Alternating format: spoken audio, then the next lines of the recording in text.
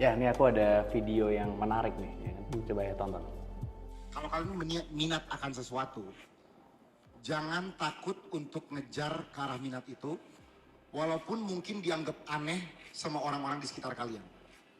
Karena yang tahu keinginan kalian tuh hanya diri kalian sendiri. Dan biasanya kan banyak jalur-jalur yang udah kita lihat. Oh, ini temen saya sukses karena dia ngelakuin ini. Banyak orang merasa, oh berarti kalau untuk sukses saya harus melakukan ini. Enggak juga, itu jalur dia. Nah, kamu tuh memiliki jalur kamu masing-masing. Makanya emang mungkin terdengar sedikit aneh ya. Oh, aduh, ada orang belajar fisika nuklir, ujung-ujungnya jadi YouTuber gitu. Tapi itulah jalur aku. That's my passion gitu. It's what I love. Nah, teman-teman tuh banyak yang takut karena dia merasa, oh ini jalur non konvensional yang mungkin masa depan yang saya kejar ini bentuknya seperti apa. Kalau kalian benar-benar minati, tekuni, dan benar-benar jalankan, masa depannya pasti akan ada kok. Ya, udah. Gimana pendapat Ayah tentang video barusan? Ya, jadi gini, kalau Ayah agak sedikit berbeda masalah passion ya. Seperti dulu pernah Ayah terangkan. Tidak selalu bahwa setiap yang kita punya passion besar di situ kita sukses belum tentu. Tapi itu bisa dijadikan salah satu alasan, bukan satu-satunya. Ya kan? Kalau kita merasa bahwa ada sesuatu yang menarik buat kita untuk kita telusuri dan kita kerjakan sebagai salah satu karir kita, ya itu bagus. Kita coba ya dengan satu harapan bahwa itu nanti akan berhasil, tapi ada kemungkinan juga tidak berhasil. Ya kita harus siap. Ya, pasti selalu ada kemungkinan sih kalau berhasil atau nggak berhasil gitu ya sebenarnya gitu ya. Ya. Aku pernah dengar juga kayak gini sih sebenarnya passion itu misalnya kita suka sama dunia content creator gitu. Tapi kita nggak perlu jadi content creatornya sebenarnya. Karena harus ada kompetensi juga di balik itu. Jadi passion plus kompetensi.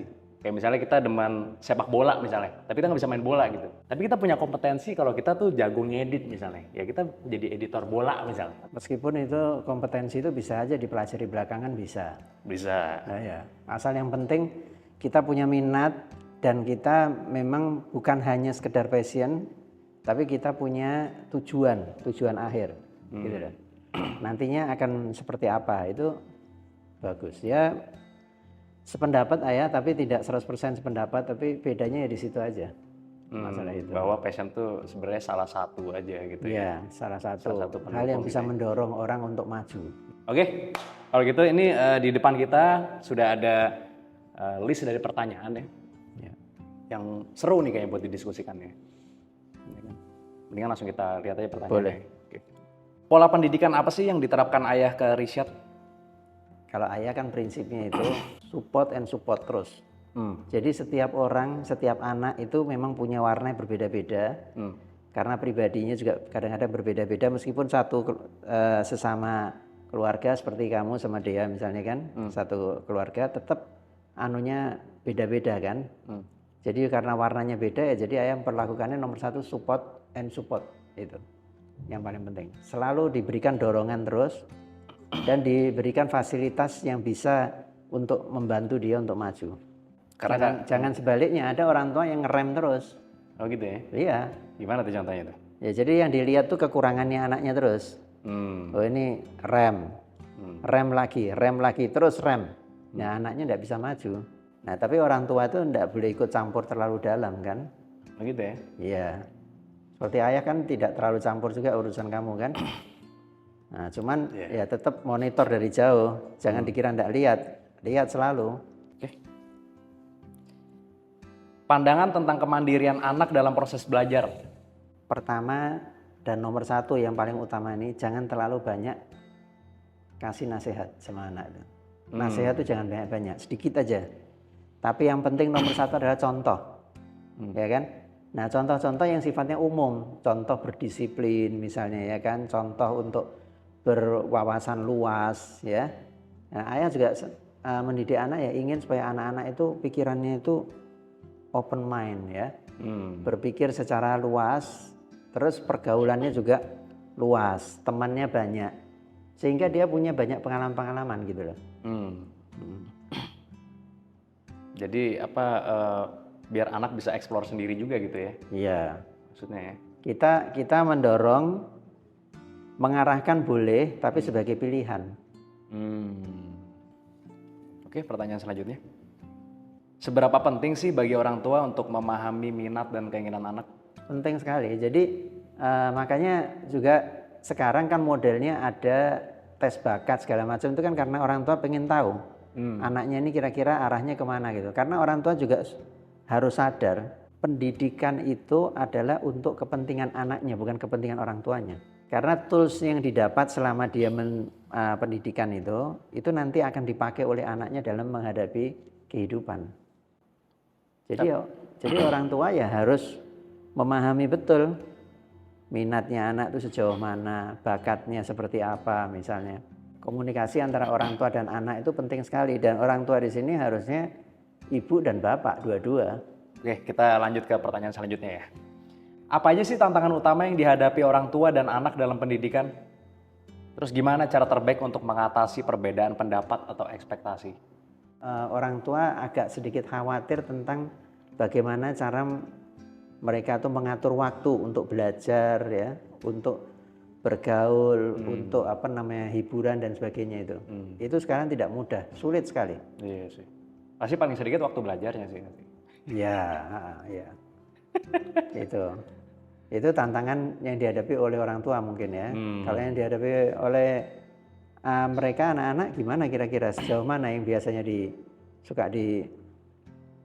dikeluhkan? Kalau menurut aku sih kalau dari anak muda ya, tantangan yang menurut aku nomor 1 nih sekarang ya kan. Ya benar yang Ayah bilang tadi, menyeimbangkan itu tadi. Ya. Antara cari hiburan ya kan, sama seriusnya gitu. Ya. Belajarnya gitu. Jadi akses informasi itu memang sangat diperlukan. Dan karena informasi itu berlimpah-limpah sekarang, dan banyak yang memberi manfaat informasi itu, ya kan? Tapi jangan sampai keliru gitu loh. Terlalu banyak mengambil informasi, sementara informasi dengan kualitas yang kurang bagus. Sehingga anak-anak punya pengaruh-pengaruh yang negatif. Cara terbaiknya untuk mengatasi perbedaan pendapat atau ekspektasi gimana? Antara orang tua dan anak? Ya, diskusi, komunikasi terus-menerus. Oh gitu ya? Ya, dan orang tua itu juga harus terbuka terhadap informasi. Kan ada orang tua yang masih berpikir zaman dulu gitu ya kan, nggak mau mengikuti informasi yang beredar di masyarakat. Oke, pertanyaan selanjutnya ya. Cara terbaik untuk mengukur keberhasilan pendidikan yang dijalani oleh anak-anak, gimana cara terbaik? Kalau ayah nomor 1 masalah kemandirian, ya kan, terus kemampuan memecahkan masalah. Jadi kalau anak itu punya sikap mandiri, kemudian dia bisa memecahkan masalah dengan baik, tidak setiap menghadapi masalah seperti orang gagap, panik itu ya. Nah itu pendidikannya tak anggap berhasil itu. Oh gitu ya? Ya, ayah merasa berhasil dalam mendidik anak itu kalau anak saya itu bahagia. Oke, kalau gitu. Pertanyaan selanjutnya. Gimana pandangan ayah mengenai pembelajaran di luar kampus?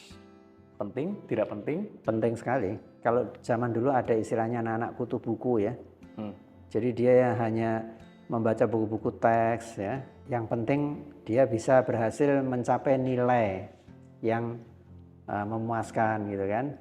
Dia biasanya anak-anak yang begitu itu dia tidak mampu menyelesaikan masalah dengan baik. Karena dia kurang pengalaman di luar kampus. Pengalaman di luar kampus itu membuka wawasan dia. Kalau dulu kan banyak kegiatan-kegiatan ekstra ya. Kalau sekarang ayah enggak tahu nih, karena ayah sudah enggak jadi mahasiswa sudah lama sekali. Banyak sekarang. Iya. Kampus Merdeka nih namanya MBKM. MBKM ya. Kira-kira kalau misalnya aku masih kuliah nih, ya kan? Ayah akan mendorong aku untuk ikut MBKM ini nggak kira-kira? Jelas. Kenapa? Karena itu penting untuk membuka wawasan, memperluas wawasan gitu. Supaya tahu dunia luar itu bagaimana. Jadi kita bisa belajar lebih luas lagi. Memang betul belajar itu kalau dibuka, diberikan kesempatan terbuka, itu anak-anak akan lebih cepat maju dan lebih kreatif. Pasti ayah kalau kamu masih kuliah, pasti ayah dorong kamu untuk ikut itu.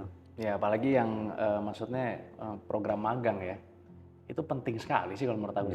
Jadi kita tahu gitu kondisi kerja itu sebenarnya seperti apa gitu. Ya, program-program di kampus Merdeka ini kan bukan hanya magang kan, ada banyak kan. Betul, betul. Dan itu rata-rata memang memiliki manfaat masing-masing. Jadi orang silakan orang memilih aja kan, mana yang kira-kira tepat buat Tapi dia. kalau saya nih ya kan seandainya. Kamu sukanya pilih magang. kalau saya. Karena supaya nggak kaget. Banyak orang yang kaget loh ya, misalnya dari kuliah ke kerja kaget. iya. Loh, kok kerja begini sih? Culture shock itu sering terjadi pada anak-anak yang masuk ke dunia kerja karena dia nggak ngerti dunia kerja itu seperti apa gitu kan. Tapi sekarang gini, kita mau ngelamar aja langsung ditanyain, kamu pengalamannya apa? Kan kalau misalnya kita udah magang, bisa kita tulis juga sebagai pengalaman. Saya pernah magang nih di perusahaan. Bagus juga sih untuk meningkatkan keterampilan kolaborasi ya. Karena kalau magang itu dia harus berkolaborasi dengan banyak profesi yang berbeda dengan dia. Benar. Di situ dia belajar berkolaborasi. Ya. Ya, jadi manfaatnya banyak gitu ya. Apalagi kalau misalnya kuliah ke luar negeri ya kan. Oh iya, lebih lagi. Ada pengalaman-pengalaman yang dia dapat ketika dia belajar di luar negeri. Tapi itu harus diambil sebagai pengalaman untuk menambah wawasan ya. Kan kadang-kadang orang kita kalau ke luar negeri terus balik ke Indonesia kecewa, dia bilang, wah kok seperti ini ya, saya kepingin balik lagi ke sana. Karena di Indonesia kok tidak seperti yang dia dapat di luar negeri gitu. Seharusnya itu diambil sebagai pembelajaran bagaimana itu budaya itu dibawa masuk ke dalam negara kita untuk ikut membantu kita bagaimana supaya negara kita juga maju, bukan hanya diri kita sendiri. Jadi intinya pendidikan tuh di tangan orang tua atau anak? Dua-dua. Dua-dua? Iya.